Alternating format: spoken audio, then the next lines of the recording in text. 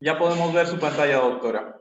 ¿Podría Ok, poner perfecto. modo Sí, la voy a poner en... Ok, ya está. Listo. Bueno, yo el tema lo he puesto como obesidad y COVID-9, pero mirando un poco el tema de la adipocinética, o sea, el tema de cómo está funcionando el sistema graso, todo el trastorno que va sufriendo el tejido eh, adiposo cuando lo hipertrofiamos y llegamos a cifras de índice de masa correspondientes a sobrepeso y obesidad. Diríamos como un inicio que si queremos ver el impacto de la obesidad y el sobrepeso en el mundo, vamos frente al COVID, vamos a decir que, si bien es cierto, ustedes saben que por ahora todos los estudios están en proceso y muchos de ellos no cuentan con cifras importantes todavía de incluidos. Sin embargo, desde un comienzo en China comenzaron a ver que el sobrepeso se asoció a un 86% más y la obesidad a un 142% más de desarrollar neumonía grave en comparación con los pacientes de peso normal. Esto es un problema serio porque sabemos perfectamente que el paciente que entra en neumonía está a un paso de la UCI y está a un paso de tener otros problemas. De manera que la asociación de COVID con sobrepeso y obesidad es importante. En China, en Estados Unidos, en Nueva York, donde hemos tenido tasas muy altas de pacientes con COVID, pacientes con sobrepeso y obesidad severa, estamos hablando de obesidad mórbida, fue el segundo predictor independiente más fuerte para hospitalizar al paciente y para llegar y después de la vejez. Entonces, ¿por qué tanto fallecido y por qué tanto problema en Estados Unidos? Básicamente pacientes que llegan al hospital por problemas de sobrepeso y obesidad, y sabemos que la tasa en Estados Unidos está por encima del 50%, incluyendo la obesidad entre niños y jóvenes adolescentes. En un hospital universitario en Lille, en Francia, 124% pacientes con COVID-19, la necesidad de ventilar, de ventilación mecánica invasiva, se asoció con índices de masa por encima de 35, ¿cierto? O sea, estamos hablando de obesidad tipo 2, independiente de otras comorbilidades. Sabemos perfectamente que obesidad está asociado a aterosclerosis, a problemas de trastornos cardiocirculatorios y está asociado también a diabetes mellitus. En el Perú, desde hace algunos años, la prioridad nutricional ha sido la lucha contra la desnutrición infantil y en estos últimos años hemos podido ver también que una prioridad ha sido anemia. Sin embargo, el sobrepeso y la obesidad en nuestro país se ha incrementado de una forma exponencial, tanto en adultos como niños, y antes pensábamos que la obesidad era solamente un tema de las ciudades o de Lima. Sin embargo, pues sabemos que todo nuestro norte está lleno de pacientes con obesidad y con diabetes mellitus, diabetes en más de 30%. Y esto a veces no se toma mucho en cuenta, nos preocupamos, como decíamos, de la lucha contra la desnutrición infantil y la anemia, y nos estamos olvidando el grave problema que puede implicar estar con sobrepeso y obesidad, por todo lo que va a significar. Y cuando vemos un poco el tema de comedores populares, el tema de cómo se reúnen las mamás, vamos a ver que básicamente las comidas son hechas a base de harina blanca en el norte y en la sierra, nuestras cachangas, arroces, aceites, un aceite que es un aceite a veces de tipo vegetal cuando se puede, a veces compuesto, y vamos a tener fideos y similares que prácticamente no tienen efecto sobre la desnutrición ni sobre la anemia, pero que sirven para que las personas se llenen y no sientan hambre. Si prendemos lamentablemente el televisor en las mañanas y vemos un poco los noticieros o vemos los dominicales, lo que vamos a ver es comunidades que se organizan en torno a una olla común y por el costo y la falta de accesibilidad, sobre todo al tema proteico, acabamos viendo que son dietas ricas en carbohidratos, pobres en proteínas y con cierta cantidad de grasa para que le dé un poco de sabor a la comida. De manera que estamos en plena pandemia desarrollando mayores cantidades de pacientes o de peruanos simplemente que van a ir hacia la obesidad o el sobrepeso si es que siguen comiendo en la misma forma. Y eso es un problema porque el tejido adiposo se ha constituido como el mayor órgano de la economía corporal. Es un órgano muy rico en vascularización y esto hace que haya una circulación sistémica de los péptidos que produce. ¿Ya? Es un tejido que además tiene potencial de crecimiento casi limitado a cualquier edad, va a seguir creciendo.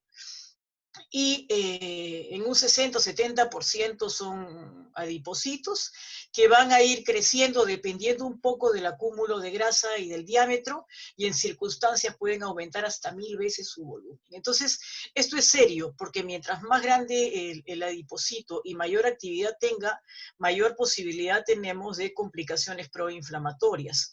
No se olviden ustedes que nosotros tenemos un fenotipo ahorrador que hemos desarrollado durante muchísimos siglos, y yo diría miles de años, que nos permitió como especie sobrevivir, y este fenotipo ahorrador lo que hace es simplemente energía en exceso que consumimos, es energía en exceso que vamos a guardar. ¿Y dónde la vamos a almacenar?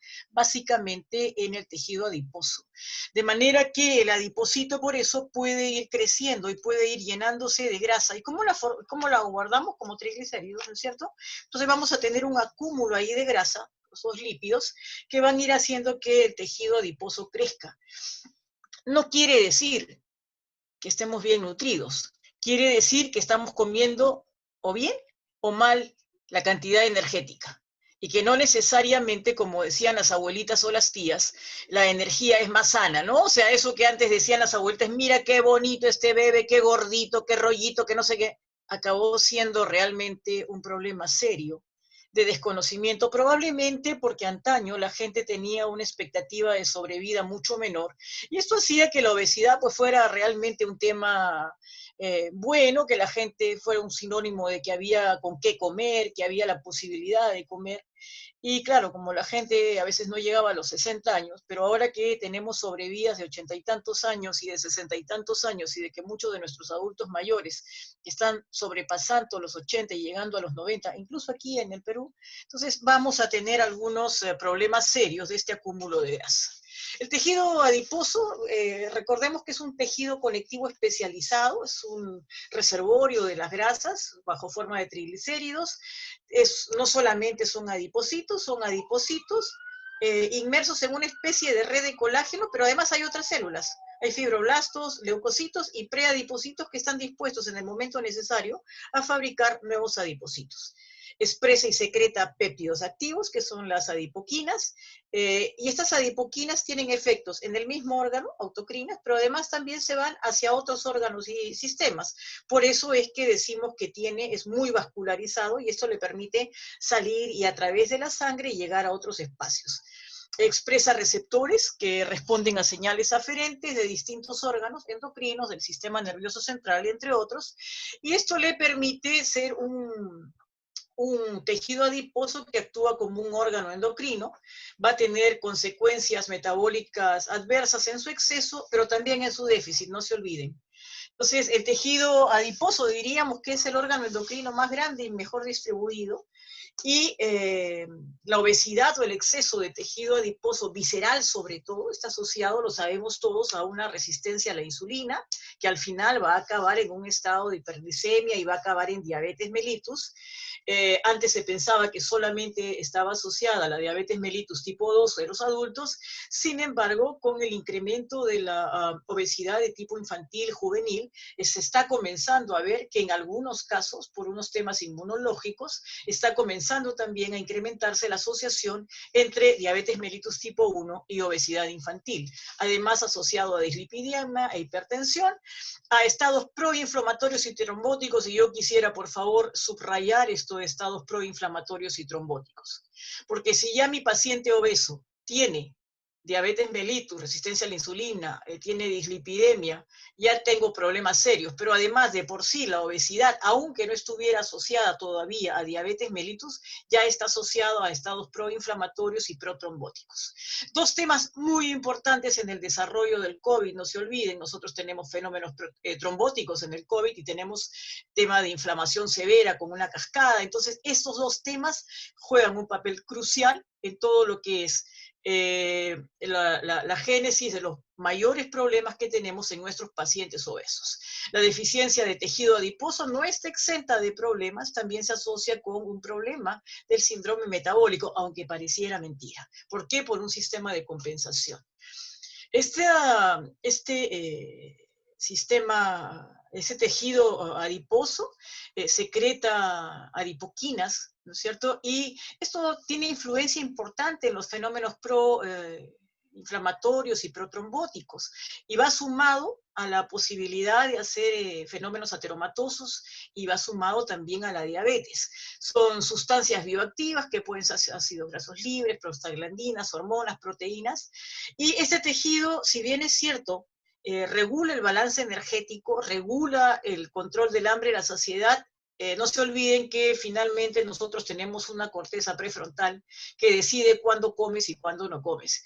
Y si yo soy fan de los helados y estoy satisfecha porque he comido un buffet gigante, como a veces le digo a los alumnos, y ya no puedo más, pero veo el helado o el crepe suchet o lo que me pusieran adelante, o el suspiro, la limeña que me gusta, entonces digo, no importa, cállate, estás lleno, pero vas a seguir comiendo porque esto es parte del buffet y es gratis. Y esto es parte de lo que nos sucede a muchos, o sea, nosotros pudiésemos decir, hasta aquí llegué porque me siento satisfecho.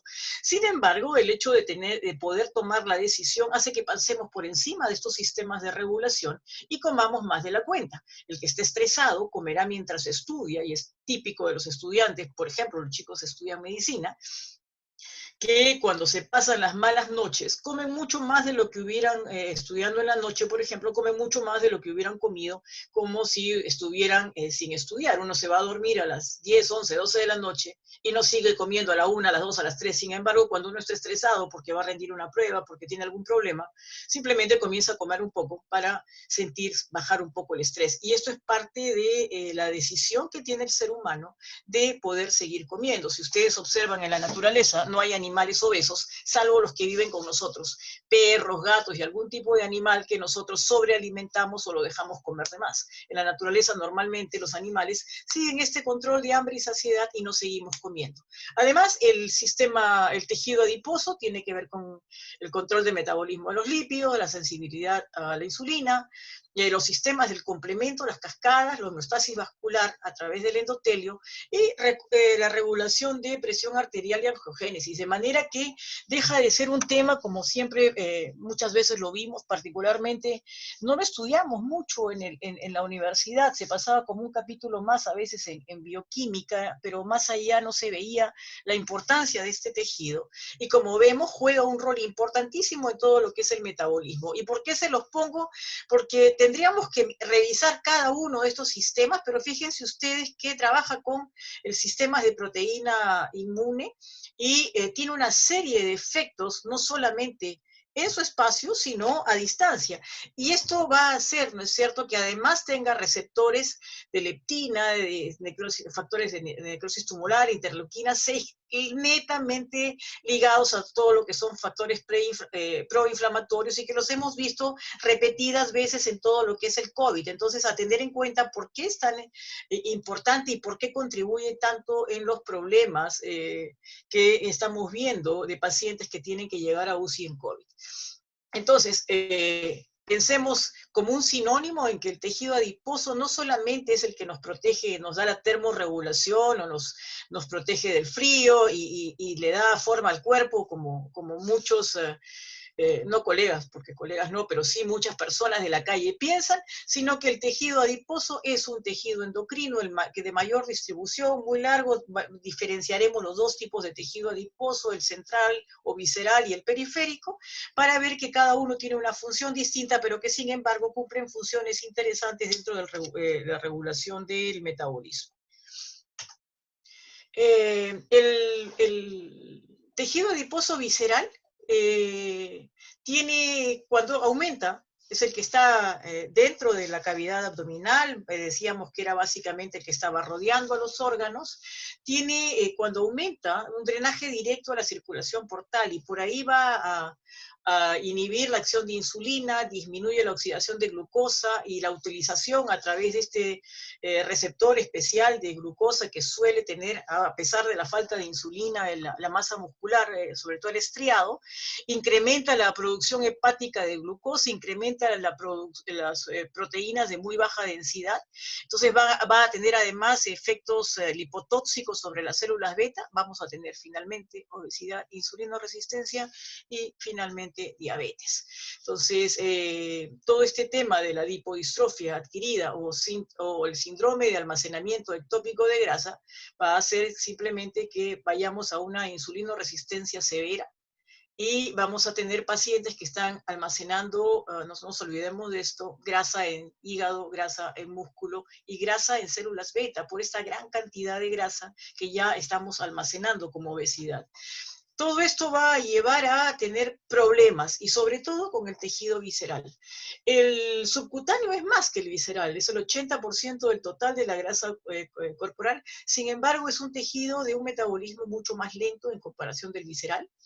Tiene que ver con la lipogénesis y con la lipogenólisis, sin embargo, no con la relevancia que tiene el visceral, que como yo les decía, es el más importante porque tiene adipocitos muy activos, y se piensa o se está viendo que el tejido adiposo que está subcutáneo, que está precisamente en la región abdominal, tendría un comportamiento mixto en temas metabólicos, no es tan activo. Fíjense qué interesante, ¿no? O sea, probablemente, y ¿qué es lo que se ve? Que el tejido subcutáneo de mi brazo no tiene la misma velocidad, la aceleración o metabolismo como lo tiene el que está en el subcutáneo de la zona abdominal, que es un intermedio, pero tiene mucho menos definitivamente que el que está rodeando, el que está en el epíplon, el que está rodeando, el que está dentro de la cavidad abdominal.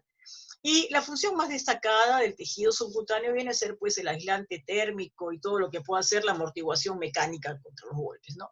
Pero el que nos preocupa más frente a todo este problema es el visceral, que es el intraperitoneal, puede estar en el omento, puede estar en el mesenterio, regiones profundas rodeando vísceras.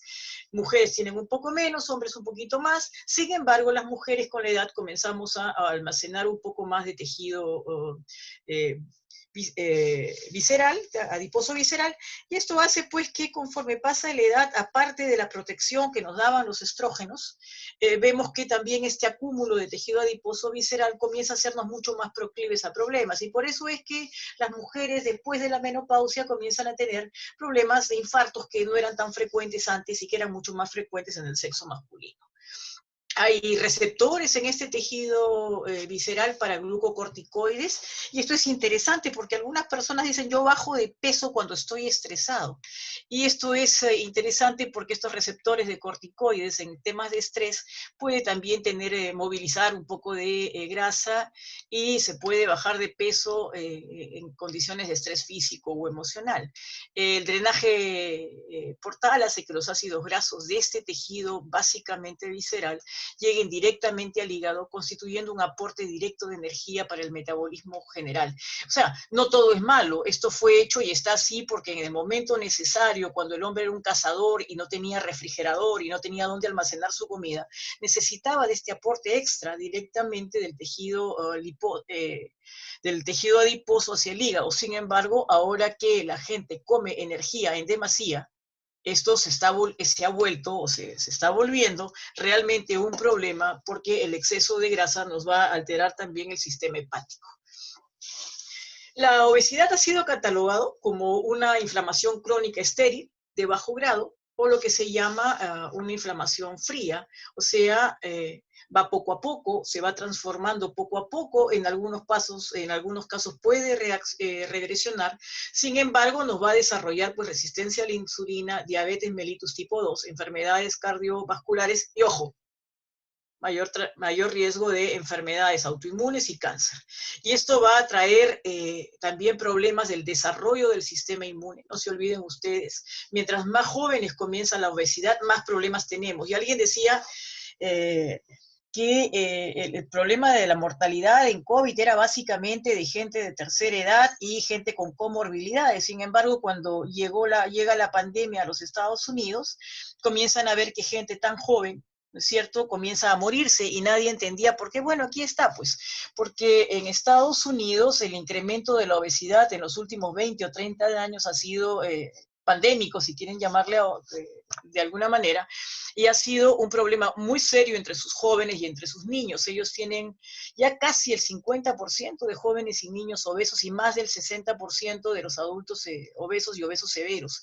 Entonces, uno de los grandes problemas es que el proceso del desarrollo del sistema inmune se da durante toda la infancia y hay etapas de maduración que van poco a poco, pero dado a que muchos jóvenes inician ya la obesidad durante tempranas edades, yo tuve la oportunidad de ver a dos hermanitos, uno de 6 y otro de 8 o 9 años, y el chiquitito de 6 tenía más de 60 kilos.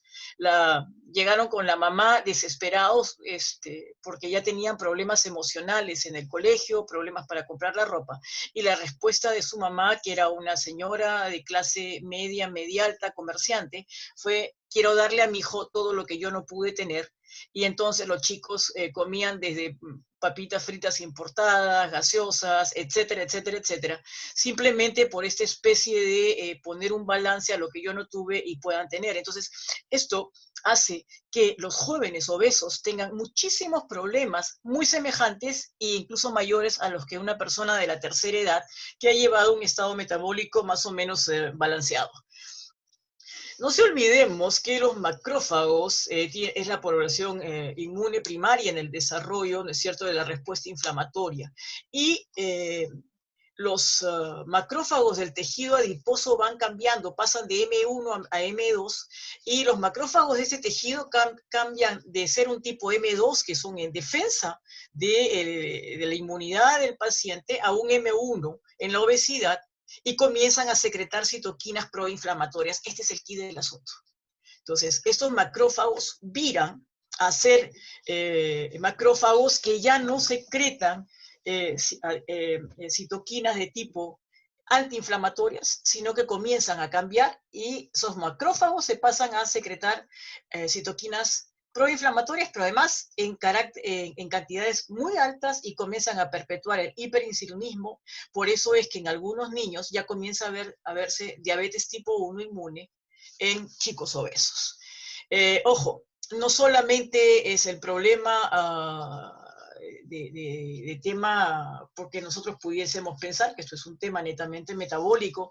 Sin embargo, vamos más allá del tema netamente metabólico y hay desarrollo de enfermedad hepática no alcohólica. O sea, podemos llegar desde el hígado graso hasta la estatosis hepática. Y esto es un problema serio si comienza a desarrollarse a partir de los jovencitos o de los niños. Hay riesgo de hacer fibrosis hepática y las complicaciones que ello conlleva, y hay una sobreexpresión de citoquinas proinflamatorias y de las células inmunes innatas activadas, y es un problema serio. Ya vamos a tener células de Kupffer en el hígado que se activan también y comienzan a infiltrarse en el tejido hepático. Vamos a tener elevados niveles de citoquinas proinflamatorias tipo TNF, por ejemplo, factor de necrosis tumoral, y vamos a tener un problema ya hepático. O sea, cuando veamos al obeso no pensemos que solamente es un problema de tema diabético y enfermedad cardiovascular, sino que además ya tiene problemas hepáticos. Y no se olviden que tenemos un tipo de asma relacionada con la obesidad que no es la misma del asma de tipo clásica, infantil, que es atópica, ¿no es cierto?, con el fenotipo TH2, de T-helper tipo 2, y acá tenemos más bien el asma relacionada, o sea, y ahí tenemos IL-4, IL-17, etc. Y el asma relacionada con la obesidad infantil se caracteriza más por una polarización de los linfocitos helper, de los T-helpers, y más básicamente es un mecanismo de tipo proinflamatorio que puede causar respuestas autoinmunes. En el asma de la obesidad hay una escasez de inflamación netamente local, como lo podemos ver en el asma de los pacientes, de los asmáticos, los niños, los jóvenes asmáticos, en un fenómeno más bien local, con una hiperrespuesta local, y en cambio aquí vemos, acá hay una inflamación de tipo sistémico que además se asocia con asma. No se olviden que en obesos adultos grandes, estamos hablando de obesos tipo 3, adultos, se manifiesta el asma aún en pacientes que no han tenido asma nunca. Entonces, uno los baja de peso y lo que va a encontrar, y esos obesos ya grandes, muchos de ellos con cirugía bariátrica, perdón, vamos a ver con ellos que tienen mejorías notables en el asma. Yo tuve la posibilidad de conocer a un caballero que se operó aquí, venía de los Estados Unidos, un obeso grande, y cuando se operó a los meses dejó de tener y de necesitar tratamiento para asma. Es interesante porque entonces podemos ver que estos fenómenos en algunos casos pueden seguir de largo, pero en muchos obesos pueden mejorarse. Y no nos olvidemos que, ojo, la obesidad es también un estado inmunosupresor, y eso tiene mucho que ver con asma, perdón, con COVID. ¿Por qué? Porque afecta, incluso se han visto cuando uno vacuna contra hepatitis B en pacientes obesos o adultos obesos, la respuesta no es tan buena como en una persona de un índice de masa corporal normal. Interesante, ¿no? O sea, fíjense ustedes entonces que de alguna manera está bloqueando respuestas a vacunas. Entonces, ojo, si estamos pensando que en algún momento vamos a tener vacunas con COVID, ver en qué tipo de individuos se está probando la vacuna, porque vamos a tener que medir la vacuna en personas de la tercera edad, vamos a tener que verlas en obesos, vamos a tener que verlas en obesos juveniles, y ojo, vamos a tener que ver también en nuestros pacientes normales, a ver en quién va funcionando bien y en quiénes no. Más allá, se ha visto también la vacuna contra el tétanos en niños obesos. Cuando se vio que no tenía la respuesta suficiente y había que hacer una mayor cantidad de veces de la vacuna para poder estimular una respuesta. En la última pandemia que tuvimos en el 2009 del H1N1, uno de los factores de riesgo también era la obesidad. Independientemente de otras causas, la obesidad también era un factor de riesgo, o sea, no estamos yéndonos más allá. Y alguien decía, sí, pues, porque el incremento de la grasa intraabdominal hace que el pulmón no se expanda, etcétera, etcétera. Ojo, además de ese fenómeno físico, vamos a mirar que aquí hay un fenómeno de inmunosupresión mediado por estados proinflamatorios que son evidentes. ¿Ya? Entonces, respuestas alteradas en niños obesos, en adultos obesos, contra vacunaciones frente a los no obesos, hay que tenerlo en cuenta, porque esto es también pues un estado de inmunosupresión que va a condicionar algunos problemas en los pacientes obesos que entran a las unidades de cuidados intensivos en estado bastante crítico. Es un factor de riesgo para además desarrollar neoplasias malignas. 20%, fíjense ustedes, de los cánceres de adultos imputan a sobrepeso y obesidad, y de todas maneras en nuestros pacientes obesos habrá que buscar pues a veces neoplasias ocultas que uno no las llega simplemente porque sabemos que tienen problemas serios. Adultas obesas, mayores riesgos de mama, esófago, páncreas, ovarios, células renales y las posmenopáusicas y variantes de cáncer endometrial. Y en chicos, por ejemplo, se aumenta el riesgo futuro a padecer cáncer, pero no solo eso, sino que algunas neoplasias malignas de tipo hematológicos en niños, que muchos chicos salen con el tratamiento oncológico en niños obesos. Las manifestaciones y los problemas son más intensas, y por otro lado son mucho más difíciles de controlar y de peor pronóstico en los chiquitos obesos. De manera que hay que mirar bien esto, ¿ya? Las leucemias mieloblásticas, etcétera, que hemos visto en los hospitales que nuestros chicos salen después de unos años. En los pacientitos obesos vamos a tener también problemas. Hay serios problemas crónicos en la obesidad. Los macrófagos proinflamatorios favorecen la resistencia a la insulina, y discúlpenme que vaya pasando un poco rápido para no repetir para que no nos gane el tiempo, pero después hablaremos un poco de algunos temas que además de obesidad tenemos en el país. Lo importante es que en la obesidad haya una mayor infiltración de macrófagos en el tejido adiposo, y les decía yo, macrófagos de tipo 1, que son los que hacen el fenotipo proinflamatorio, y estos van a dar citoquinas proinflamatorias, incluyendo la L1-1B. Estos mediadores inflamatorios que se elevan en los obesos hay de diferentes tipos. Hay quimioatrayentes, el quemerín, además de IL-8, el EGF, el factor de necrosis tumoral de tipo R2. Esto va a llevar incluso, fíjense ustedes, a toxicidad de las células pancreáticas, la progresión y la inducción de resistencia cuando hablamos de páncreas. O sea, estamos hablando entonces de una enfermedad que no solamente va a hacer daño a nivel de temas de obesidad, a nivel de temas de diabetes, sino que nos estamos yendo a la propia alteración de la célula pancreática, o sea, estamos yéndonos mucho más allá, y esto va a hacer que todas estas proteínas, que a partir de los macrófagos proinflamatorios, hagan incluso alteraciones, y lo que se está trabajando ahora son en marcadores que tengan que ver con este tipo de interleuquinas. La adiponectina, que es un antiaterogénico que sensibiliza para la insulina, se reduce en los obesos. O sea, la adiponectina es como el protector frente a un montón de citoquinas de tipo inflamatorio, y esta adiponectina, por una serie de procesos, está inhibida o venida menos. No quiero seguir en lo mismo, pero es bien preocupante, ¿no es cierto?, que tengamos primero una alteración de los adipocitos, después vamos a ir seguidos de macrófagos, y finalmente estamos con los monocitos que también se van a activar, y vamos a tener un fenotipo activado, que van a hacer mayor expresión para la producción de tejido, de citoquinas. Hay células que ahora se están viendo, las células T innatas, que son un puente entre la parte inmunológica y la parte metabólica, y que están muy presentes en el tejido adiposo, pero a medida que el tejido adiposo va creciendo por el tema de la obesidad, estas células se van agotando. Y estudios en ratones se vio que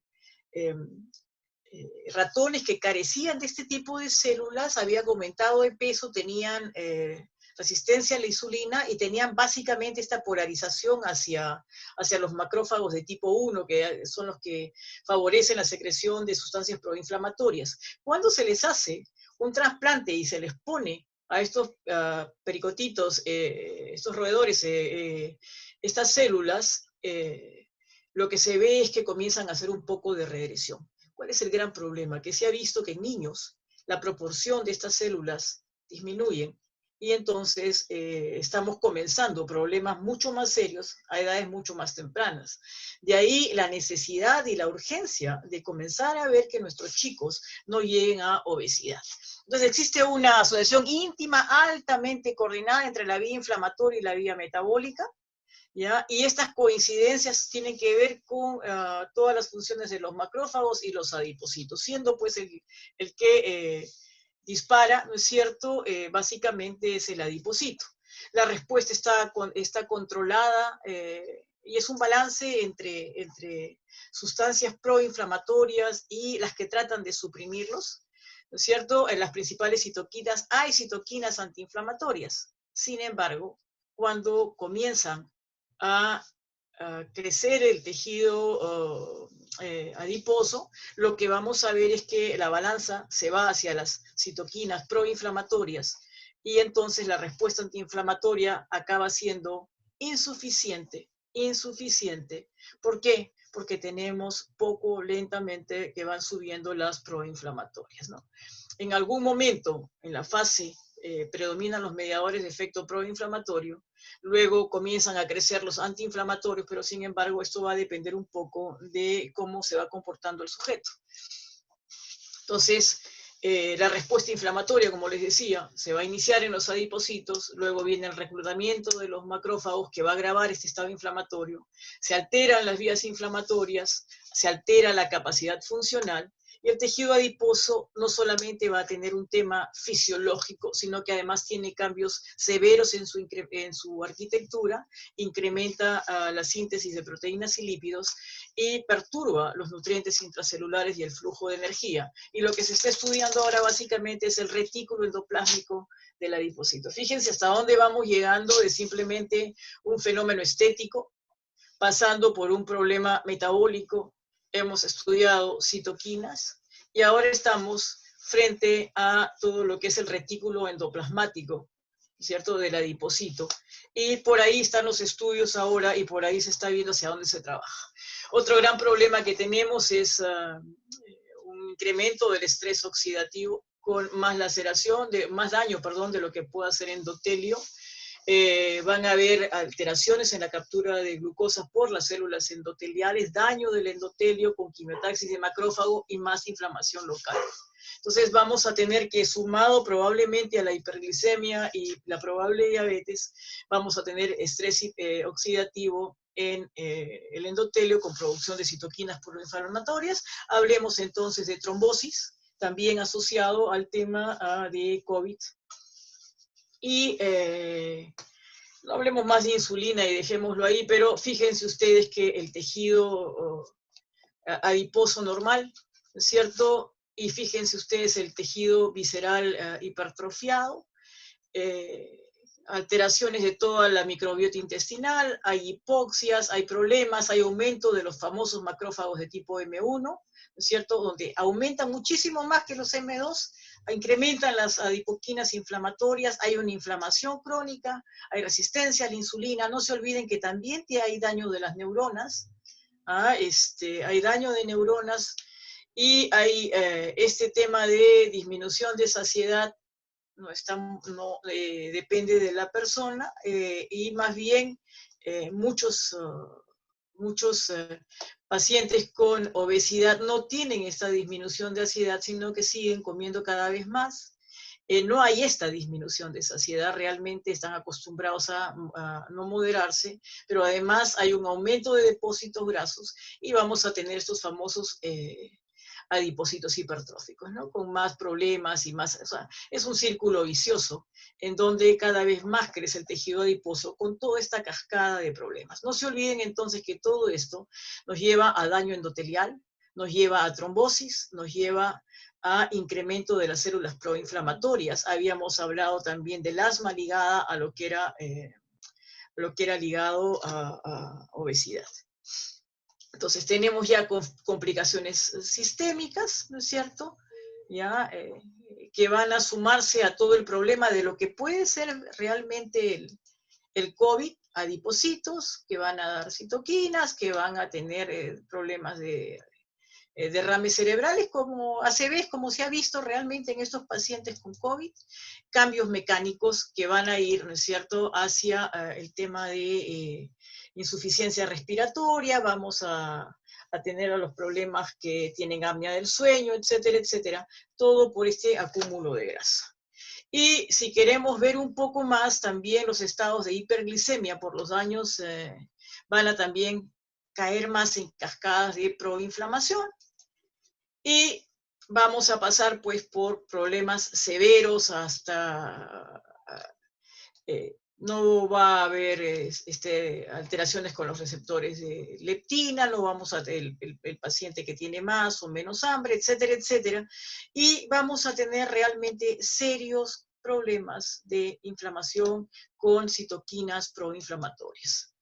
Y cuando hablamos de COVID, vamos a ver que además del problema mecánico, se incrementa toda esta tormenta de citoquinas en la última fase, ¿ya? No en los primeros procesos, sino más bien en los problemas más serios, en donde nuestro paciente obeso ya tiene problemas, él ya tiene, en muchos casos, si nosotros hacemos dosajes, él ya tiene citoquinas incrementadas, ya tiene estados metabólicos alterados, ya tiene problemas de inmunidad alterada, y cuando entra pues el virus, lo que encuentra es el plato servido, ¿no? O sea, encuentra un paciente en el que va a poder, en mitad de esta tormenta de citoquinas, incrementar las citoquinas que nuestro paciente ya tenía aumentado, con un estado alterado de inmunidad, y básicamente por eso es que estos pacientes, sumados a la dificultad para respirar bien por el incremento de grasa, van a tener estos problemas con el COVID. Cuando vamos a tener problemas serios, vamos a tener, ustedes saben que el dímero D está incrementado en los pacientes obesos sin COVID, y es uno de los marcadores que nosotros vemos de gravedad y que se han propuesto para problemas de COVID. Entonces, todo este daño del retículo endoplasmático, todos estos problemas van a llevar a que este paciente tenga un desastre metabólico.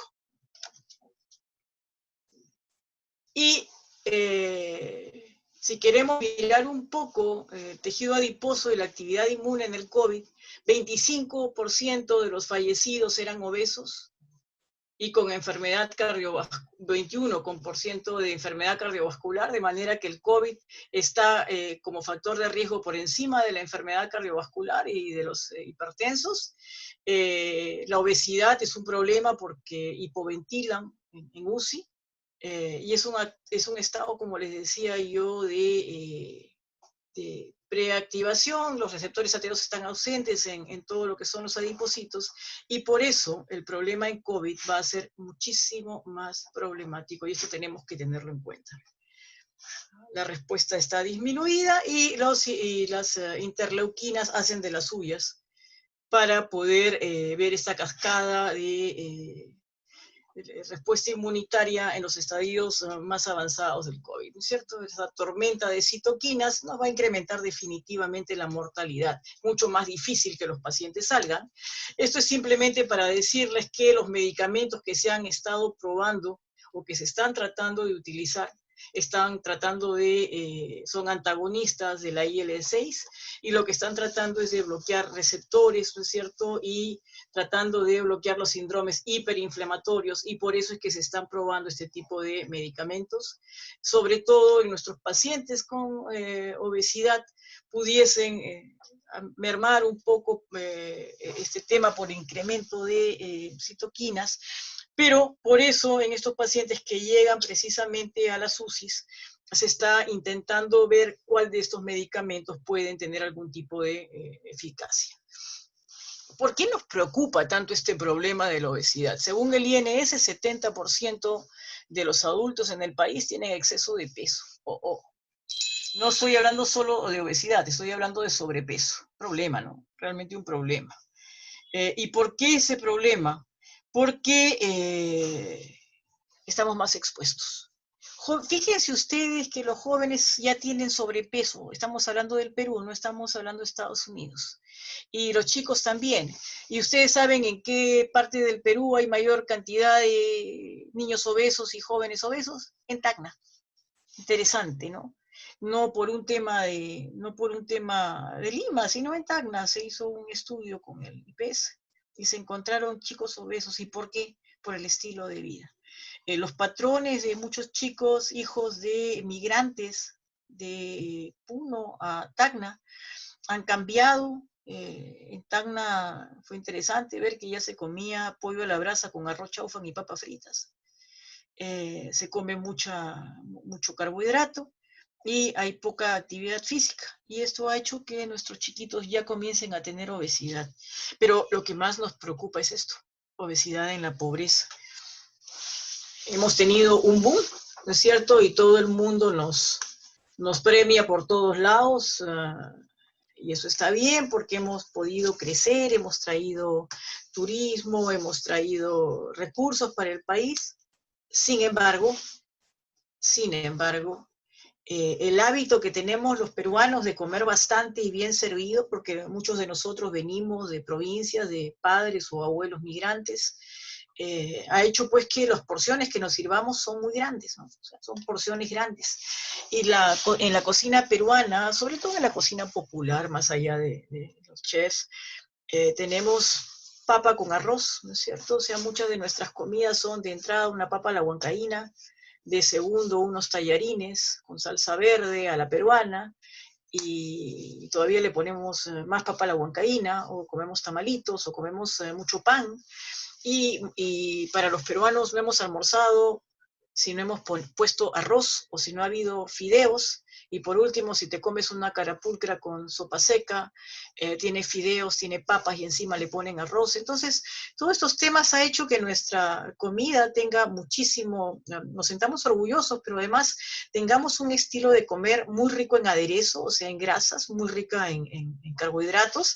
Y, por supuesto, la proteína es cara y muchas veces se consume mucha proteína, mucha grasa, pero a diferencia de los países desarrollados y con PBI más altos, tenemos una población que está comiendo básicamente dietas muy ricas en carbohidratos y grasas por una falta de recursos, porque hasta nuestro pescado se ha encarecido.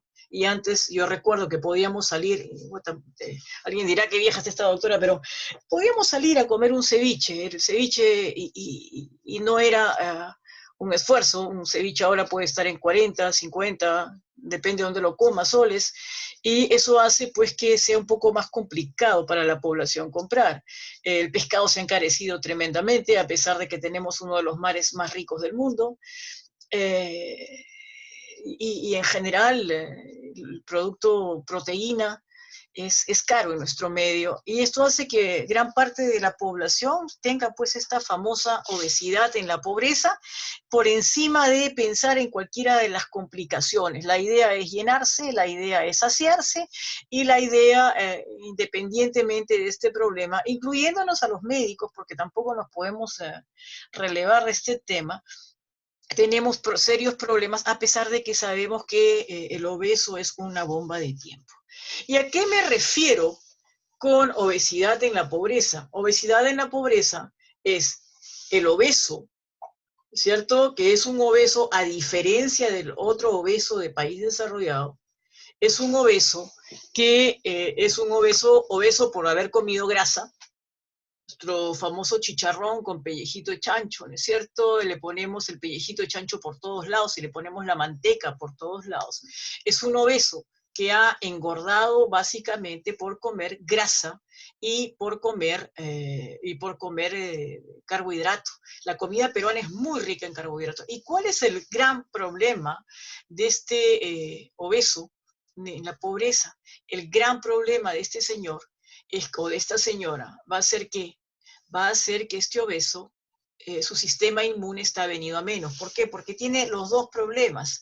Tiene el problema del desnutrido crónico por hipoproteica, por dietas hipoproteicas. Entonces él va a ser un desnutrido con falta de proteínas, y sabemos que la desnutrición por falta de proteínas nos lleva a un sistema inmune defectuoso. ¿Por qué? Porque simplemente carece de las proteínas necesarias para las respuestas. Y por otro lado, va a tener todos los problemas inmunes que ya hemos visto y todos los problemas metabólicos que ya hemos visto. ¿Cuál va a ser la reacción frente al COVID de este paciente? Simplemente pues va a ser que este paciente vaya a tener problemas serios de doble. Por un lado, su sistema inmunitario está venido a menos por el tema de dietas hipoproteicas, y por otro lado vamos a tener un sistema inmune también venido a menos por temas de obesidad.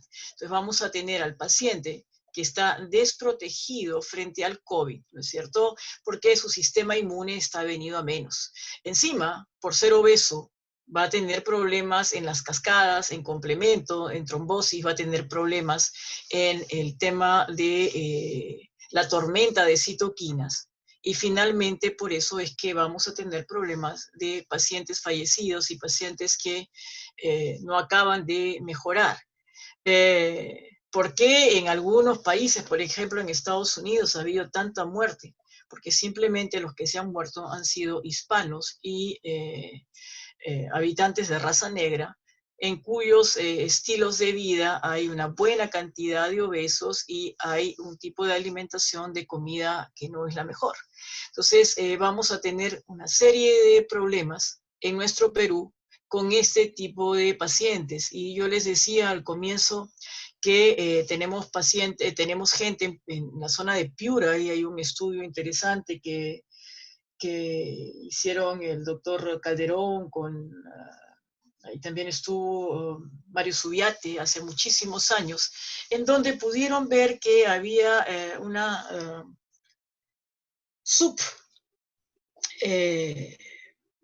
cuantificación de la cantidad de pacientes con diabetes mellitus.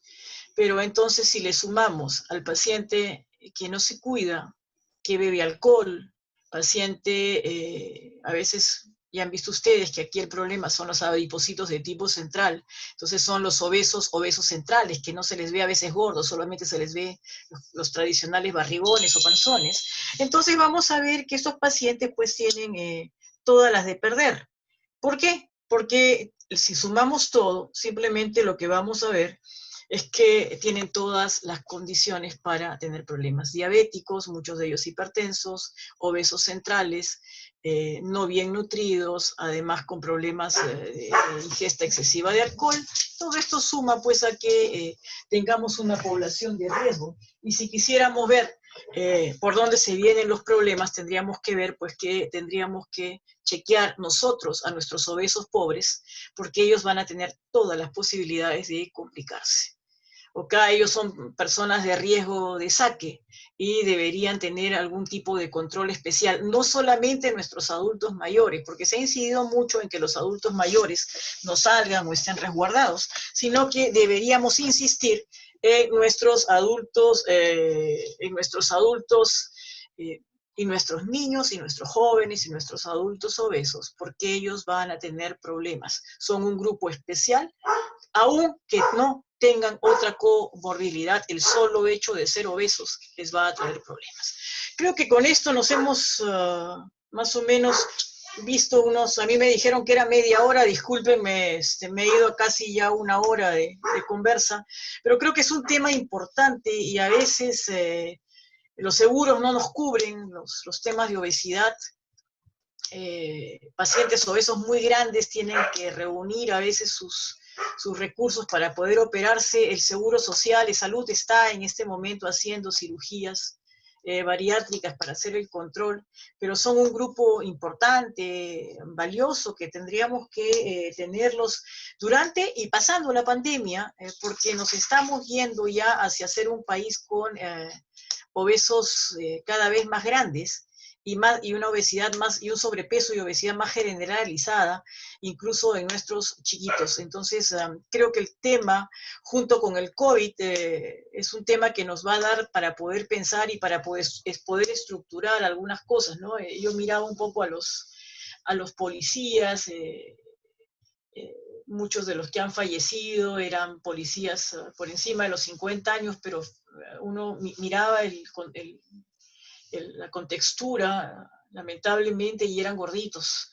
Entonces, todo esto ha hecho que nuestra población también se merme y tenga problemas de complicaciones, y algunos de nuestros jóvenes haya tenido problemas, ¿no? No solamente por el tema de la edad, sino por el problema de la obesidad. Creo que con esto le hemos dado una mirada general de por qué la obesidad es un estado que nos va a complicar el tema. Amén de que para los que trabajan en las unidades de cuidados intensivos saben perfectamente que el obeso cicatriza con más lentitud, se infecta más rápido. Sabemos además que intubar a un obeso siempre es más complicado, ventilar al obeso tiene algunas características especiales, y el obeso pues va a tener un problema en la expansión, porque la presión intraabdominal hace que el pulmón se vaya hacia arriba, ¿no es cierto?, y tenga menos posibilidad de expansión. Muchos obesos, como les decía yo, están relacionados con asma secundario, obesidad, los obesos adultos. Entonces, todo esto va a hacer que nuestro paciente obeso tenga, frente a esta tormenta de citoquinas, un problema mucho más serio, amén de problemas de infecciones sobreagregadas, porque su estado inmunológico también está venido a menos. Creo que con eso más o menos le hemos dado una mirada. El tema de las citoquinas, colegas, es un tema que pudiéramos pasarnos horas y horas. Yo estaba, antes de comenzar, tratando de que la charla o esta conversación fuera no tan larga y no tan tediosa, porque si no entramos en temas que tuviéramos que ir a diferentes génesis de problemas, pero sí sumamos que los adultos mayores de la tercera edad, por tema de sarcopenia y por un tema de metabolismo mucho menor que la tasa metabólica en los más jóvenes, si tenemos a una persona de la tercera edad con sobrepeso u obesidad, el pronóstico es complicado, ¿no? Va a ser bastante complicado. Creo que con eso más o menos le hemos dado una visión panorámica al tema, doctores, y por lo que yo tenía que hablar más o menos era lo que yo quería compartir con ustedes. Perfecto, doctora Cavani. Ha sido bastante ilustrativa, bastante educativa su disertación. A la audiencia les pedimos que si tuviesen alguna pregunta, por favor, a través de la caja del chat, nos vamos a ir leyendo. Tenemos aquí una primera pregunta, doctora Liliana. Sí, les escucho. Ok, la obesidad es un principal factor de riesgo de mortalidad y complicaciones por COVID, y el riesgo aumenta con un índice de masa corporal mayor de 30. Entonces, ¿por qué se considera en la norma el índice de masa corporal mayor a 40? Se expone innecesariamente a un grupo vulnerable. Tenemos que tener claro que la obesidad tiene, tal y cual como está descrita, como la estudiamos, tenemos mayor de 30, igual o mayor de 30, eso es obesidad. Hasta 29.9 nos vamos en sobrepeso de índice de masa. Después de 30 estamos en obesidad tipo 1 hasta 34.9, de 35 hasta 39.9 nos vamos a obesidad tipo 2, y por encima de 40 tenemos una obesidad mórbida. Definitivamente, desde mayor de 30 de índice de masa, 30 o igual a 30, eso se llama obesidad. Y los obesos de por sí ya tienen un factor de riesgo. Buscar factores de 40, eso son temas de tipo administrativo, de tipo laboral, pero si queremos ser justos y precisos, mayores de 30 deberían ser considerados como obesos y son factores de riesgo.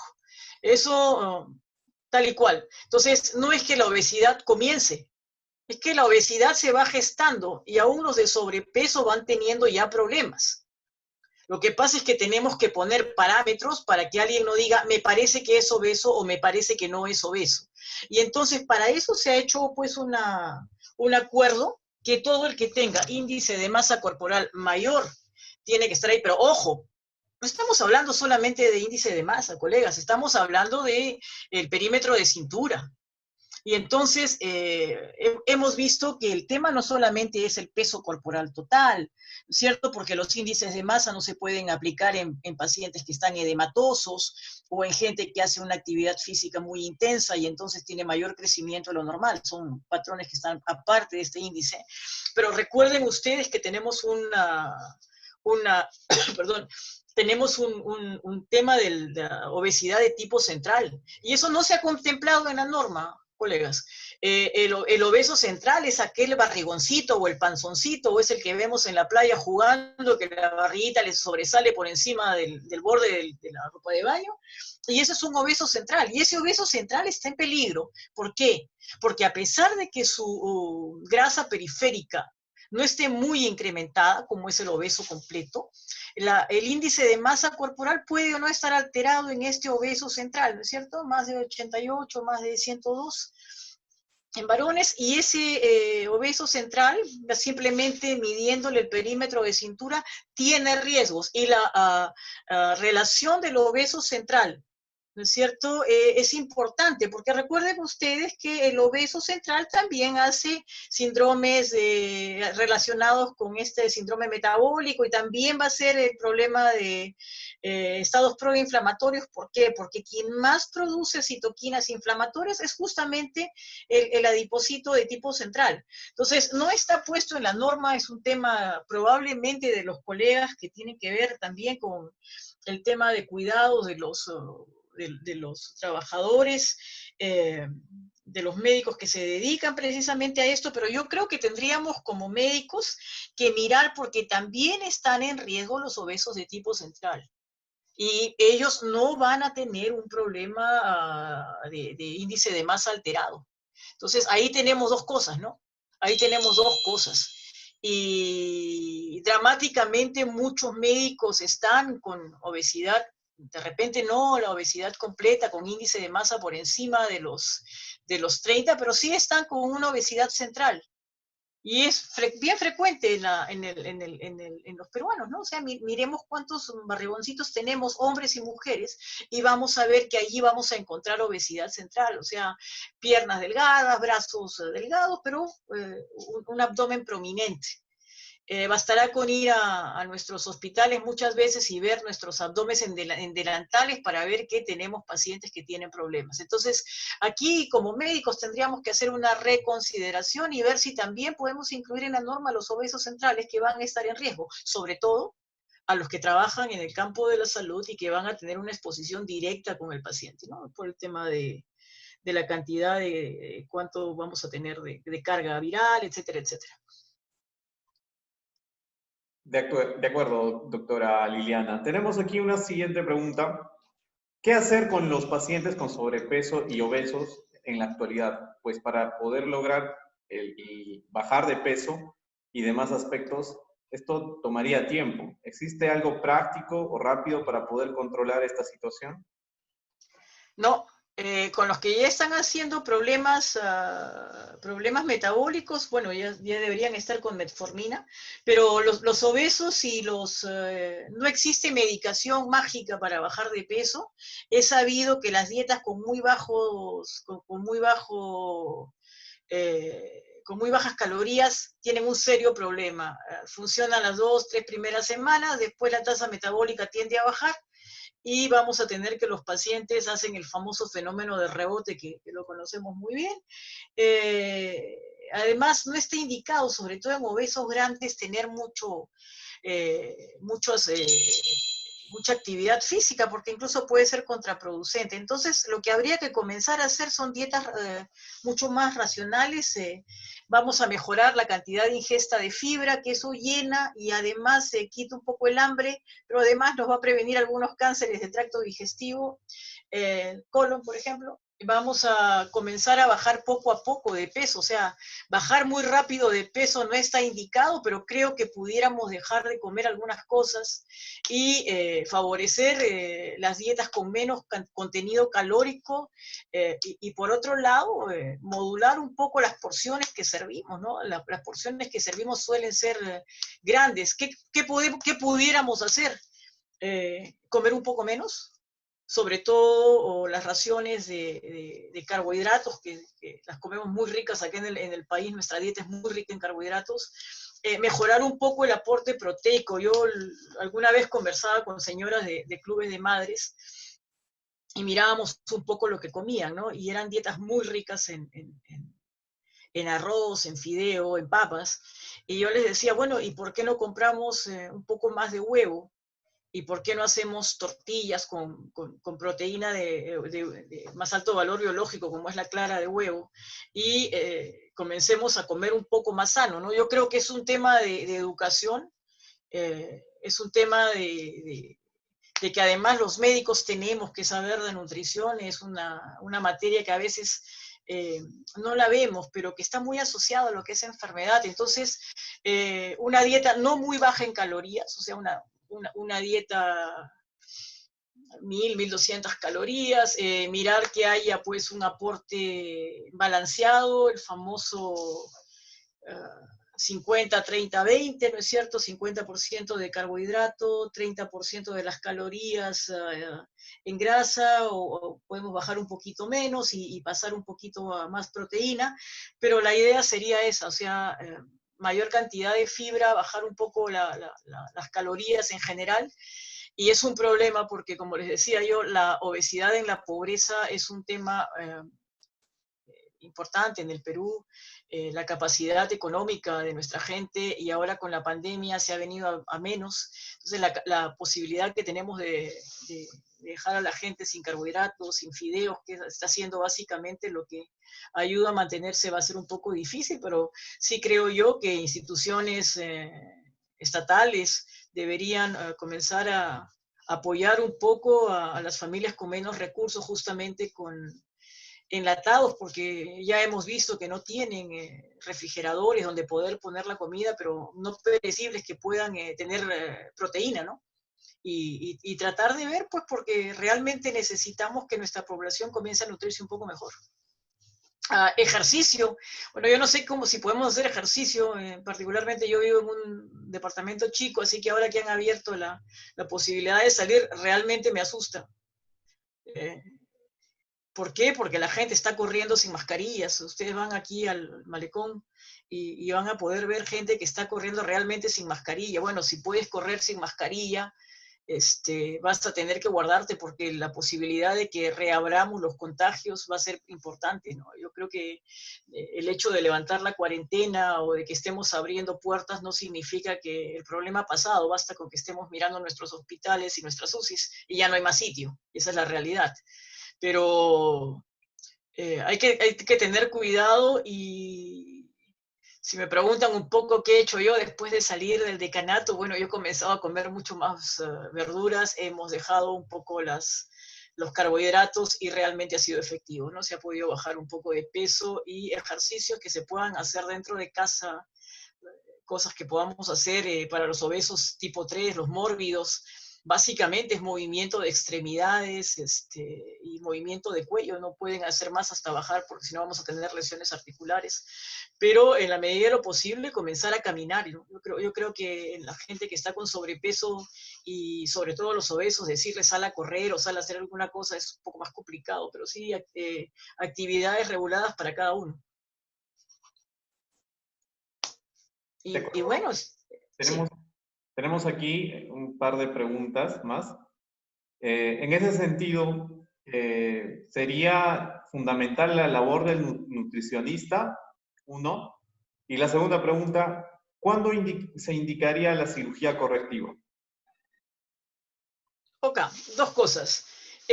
La primera, yo creo que es importante, todos los profesionales de la salud tenemos un espacio y tenemos que trabajar en pro de la salud del país, y eso lo tenemos clarísimo.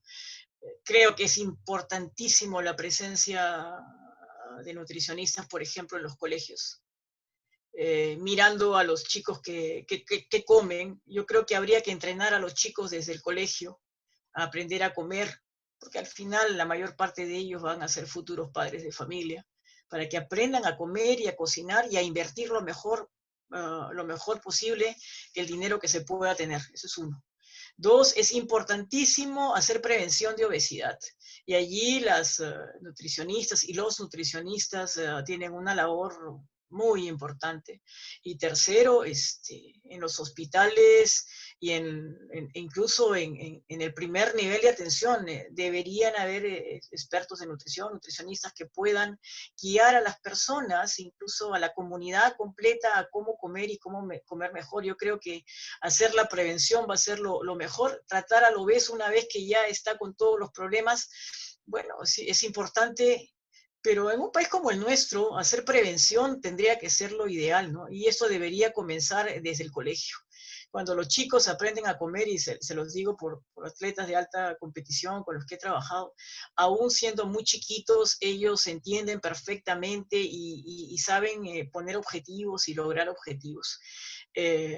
Creemos que es importantísima la labor y hay que trabajar en equipo y pedirles pues que comencemos a trabajar en primer nivel de atención, ¿no? Por ahí hay que comenzar a trabajar, cuando ya la enfermedad está avanzada, cuando ya el paciente está con diabetes, cuando ya tiene problemas cardiovasculares, simplemente vamos a apoyar al paciente a una mejor calidad de vida, pero lo importante es que no lleguen. Entonces, el consejo nutricional debe comenzar desde el primer nivel.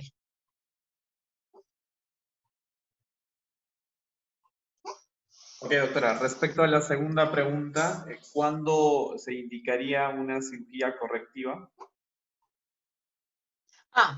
La cirugía correctiva, fíjense, tendríamos la primera que es el famoso balón gástrico, que se puede ver en pacientes tipo 2 y en pacientes tipo 1. El balón simplemente es un balón que se infla, da la sensación de saciedad, quita el espacio del estómago y nos da una sensación de saciedad. Ese comienza a funcionar en obesos tipo 1 que tienen comorbilidades. Entonces, recién ahí se usa. Si no, no se usa. Si no, comencemos con dieta. El segundo tema va para los obesos tipo 2 que tienen comorbilidades importantes y en ellos se puede comenzar a hacer, se hace generalmente, depende también del peso del paciente. En los tipo 2 con comorbilidades hay mangas gástricas que están yendo bastante bien, aunque hay algunos pacientes que porque la manga gástrica se quita, se elimina un poco el receptor de apetito y saciedad, se mejora un poco se mejora realmente la capacidad gástrica, se disminuye y el paciente come menos, aunque yo les digo que pacientes con banda gástrica y con manga, a veces es interesante cómo el paciente le quiere, entre comillas, sacar la vuelta, tiene un poco la idea de que es más vivo que la cirugía y comienza a comer.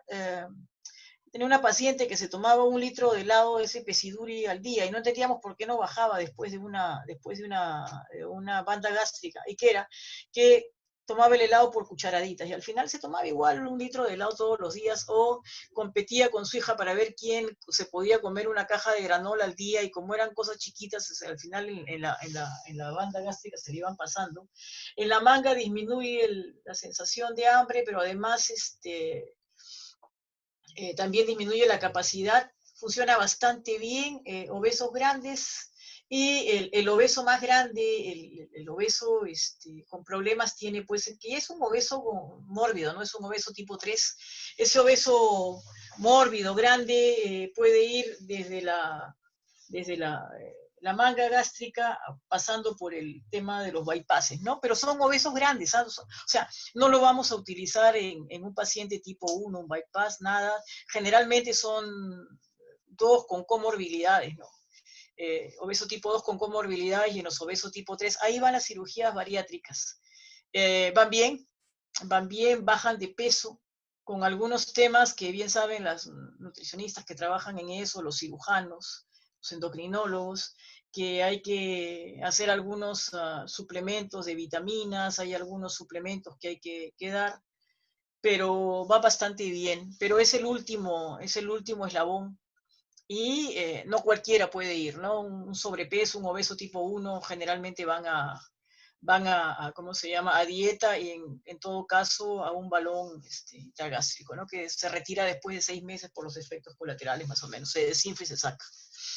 Y hay que, hacer un cambio en nuestra población, ¿no? O sea, no esperar a ser un obeso grande con comorbilidades, sino que lo que tenemos que hacer es prevención, ¿no? Creo que hoy más que nunca en esta pandemia de COVID hemos visto cómo haber dejado de lado a nuestro primer nivel de atención nos ha costado caro.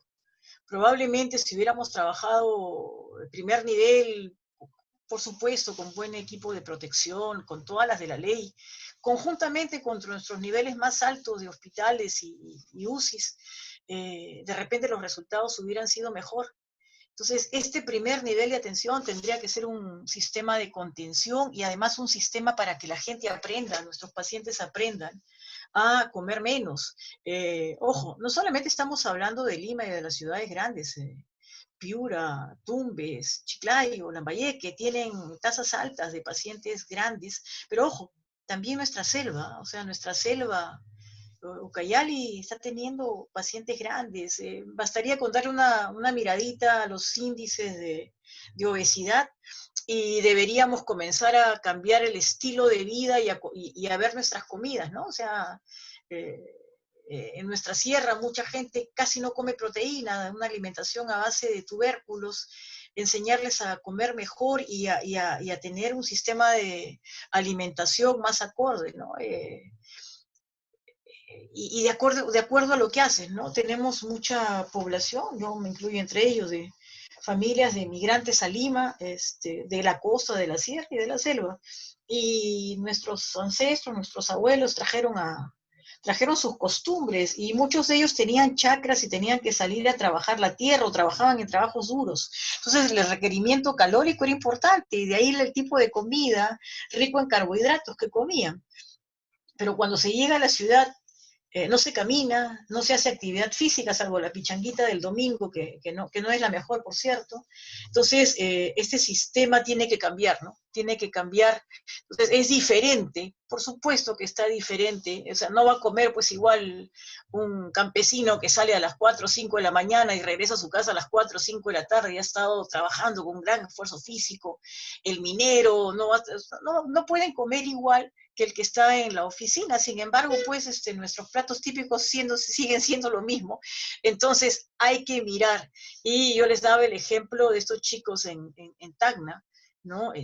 Poca actividad física y mucha comida hipercalórica. Por supuesto, van a tener problemas luego, pero no nos damos cuenta.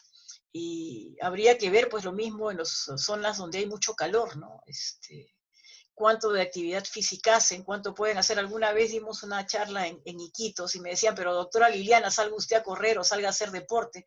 Bueno, pues, pero la hora de correr o la hora de deporte no será la misma que en otros sitios. Correrán pues o harán deporte en horarios más tardes, de manera que pueda estar un poco más templado, por decirlo menos, porque en la selva cuando hace calor siempre hace calor. Pero tendremos que comenzar a buscar horarios,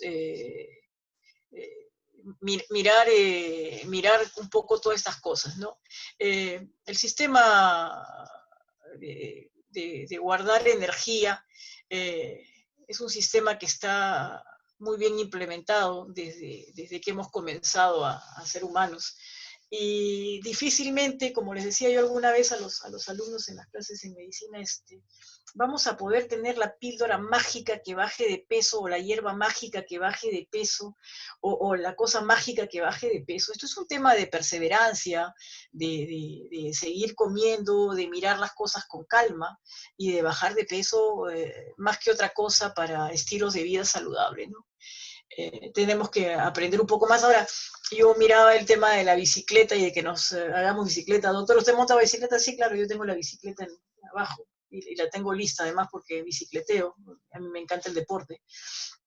Pero es complicado ir al trabajo en bicicleta, ¿no? O sea, y el hecho de poner ahí una bermita de ciclovía no va a hacer que la gente salga más en bicicleta. Ahora yo me preguntaba cómo hace el que vive en el cerro y tiene que subir por escaleras o tiene que subir por rampas para subir y bajar su bicicleta. Yo creo que tendríamos que ver algunos sistemas en los cuales se puede hacer actividad física, ¿ah? Más cerca a la casa, ¿no? No solamente con la bicicleta. Yo no sé, o sea, yo creo que tendríamos que conocer este país para mirar qué se puede aplicar y dónde se puede aplicar, ¿no? Va a ser complicado que en sitios donde llueva mucho se pueda aplicar la bicicleta. Va a ser complicado para el habitante que vive en zonas más apartadas de Lima, del centro de Lima, donde están las avenidas, poder bajar cargando su bicicleta. Pero creo que sí tendríamos que tener un tema de vida saludable que no basta con hacer el día del día saludable, sino que va a tener que ser una interacción entre los establecimientos de salud, las municipalidades. En fin, yo creo que va a tener que hacer algún tema de equipo donde podamos mirar esto desde un punto de vista de enfermedad y mirar que el sobrepeso es un problema serio de salud. Si no lo tomamos así y solamente esperamos que venga el paciente diabético o el paciente con infarto o el paciente que está mal con el COVID, vamos a tener serios problemas. Y eso es lo que estamos viendo ahora, ¿no? Una obesidad en la pobreza que se nos ha pasado por delante, un no saber que la gente no tiene refrigerador y que tiene que comprar el día a día, y el otro es que los estilos de hábitos nutricionales tendríamos que mejorarlos, ¿no? Totalmente de acuerdo, doctora Cavani. Bueno, le agradecemos mucho por la disertación y por responder a las preguntas. Bueno, ya tenemos el tiempo bastante extendido. En vista de eso, le damos el pase al doctor Julio César Polo para que dé algunas palabras para finalizar esta actividad. Doctor Polo, lo escuchamos. ¿Cómo estás? Sí me escuchas, ¿no es cierto, William? Lo escuchamos, doctor, sí. Bueno, agradecer en primer lugar a todos los profesionales de la salud que han hecho este enlace. Segundo, agradecer a las regiones, la región de Moquegua y Cusco, que siempre se encuentran presentes en este tipo de charlas. Tercero, saludar a mis compañeros de promoción, la 14B de la Universidad Nacional Francisco Villarreal, que se encuentran presentes: Paula Lugo, Reinaldo Ayanayaco, José Rentería, Carlos Ulloa, gracias por estar presentes. Hay un compañero de trabajo, el doctor Alintor Piña. Alintor, saludos. Y por último, dejar para siempre la parte más importante. Lili, gracias por tu ponencia. Excelente la ponencia, muy didáctica. No es más que una ponencia, una charla, ¿no? Y cómo no, pues es tu tema. Tú por algo eres asesora médica nutricional para atletas de alta competencia. Y sobre todo para los que están escuchando, Lili ha sido campeona de natación, o sea, le dan en el justo, en la yema del gusto, la parte que más le interesa a ella y le gusta. Lili, un gusto haber escuchado tu charla, más que ponencia, charla, porque ha sido muy amena y muy asertiva. Nos estaremos comunicando, Lili, un abrazo virtual y gracias por todo, gracias por el apoyo. Gracias a ti, César, por la invitación. Tú sabes que en lo que se puede apoyar, ahí estamos. Que creo que es un tema bien importante, que muchas veces se deja de lado, pero que se ha puesto ahora en vigencia por el tema COVID y tendríamos que aprovechar y no dejarlo pasar para comenzar a implementar cosas que puedan mejorar. Bueno, y en lo que pueda yo apoyar y conversar, feliz de la vida. Tú sabes que estamos para apoyarnos mutuamente y para hacer que la salud en el país mejore un poquito, cada uno con lo que pueda poner su granito de arena. Sobre todo reforzar el primer nivel de atención, que es lo más importante. Enteramente de acuerdo, César, porque desde que estábamos en la gestión con nuestros médicos de familia, estuvimos viendo el tema y el tema de salud pública es importantísimo mirar el primer nivel de atención, que en el país a veces no lo apoyamos todo lo que deberíamos, pero creo que es importantísimo meterle hombro. Nadie mejor que nuestros médicos en el primer nivel de atención, en nuestros centros de nuestros establecimientos en el primer nivel para apoyar a nuestra población y para conocer los problemas de la población, ¿no? Son los que más cerca están a la gente y los que van a entender mejor cuáles son los problemas reales. Entonces creo que cada uno tiene su espacio, pero es el tiempo de reforzar el primer nivel de atención.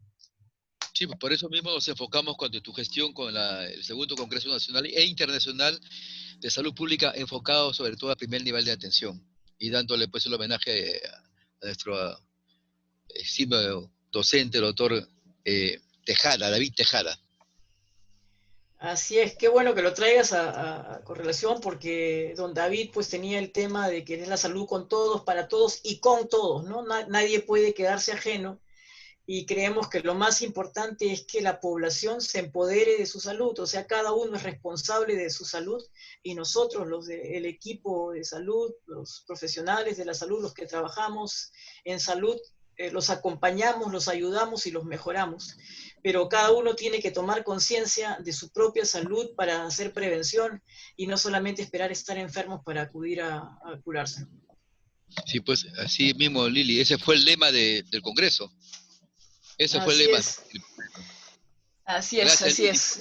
Ok, César, muchísimas gracias por la invitación. Ok, nos vemos. Un abrazo para todos, colegas, y para todos los profesionales de la salud que han estado compartiendo con nosotros este rato. Muchas gracias, un abrazo. Perfecto. Y un abrazo virtual. Hasta luego. Hasta luego, gracias. Listo, doctora Cavani. Le agradecemos mucho y agradecemos a toda la audiencia por su participación. Con ello damos por concluida la actividad del día de hoy. Los invitamos a poder participar de las siguientes actividades de este tipo. Pueden revisarlas en el fanpage de Facebook del Hospital Nacional Hipólito Unanue.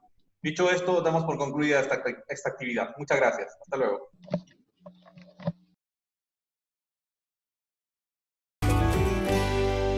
Gobierno del Perú. El Perú primero.